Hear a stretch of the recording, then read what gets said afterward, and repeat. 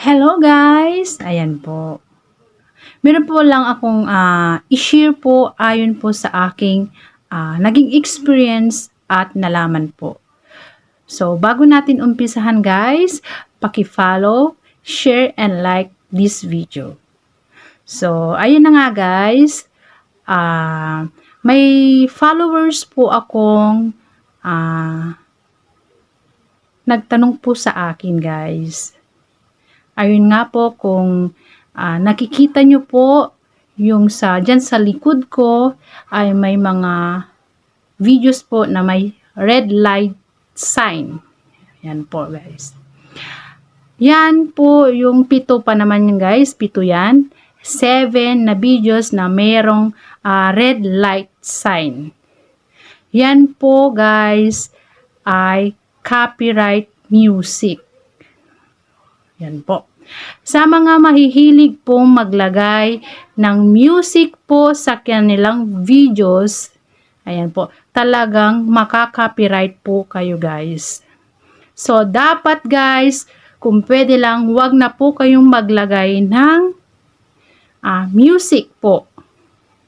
Mag-voice over na lang guys kayo. Voice over na lang po ang gamitin nyo. Katulad ko po guys, voice over po ang ginagamit ko.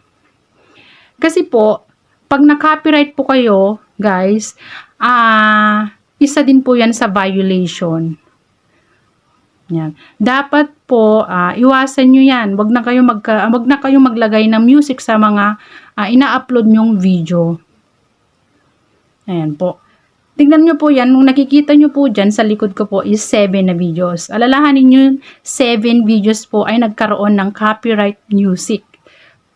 Ayan po. So, kailangan dyan, i-delete po. I-delete po yung 7 na yan na videos na nalagyan po ng copyright music po kasi magkaka-violation.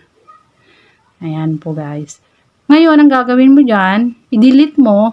Ayun nga lang po, sayang po yung viewers mo dyan, yung views mo po, sayang reaction, sayang yung mga comments po. Diba? Kaya, yun nga lang po ang paalala po sa inyo, guys. Sa mga kapwa ko ka-reels po dyan, iwasan nyo na. Wag na kayong gumamit po ng music po. Kung pwede lang sana, mag-voice over na lang kayo. Mas okay pa po. Yan po. Sa susunod po na ating videos ko po, ituturo ko po sa inyo kung paano po gumamit ng voice over. Kasi sayang lang po yung mga videos nyo pag na-copyright, guys. Magkakaroon pa kayo ng violation. So guys, sana po nakatulong po itong video ko at sana po gamitin nyo na po ang voice over, wag na pong music. So thank you guys.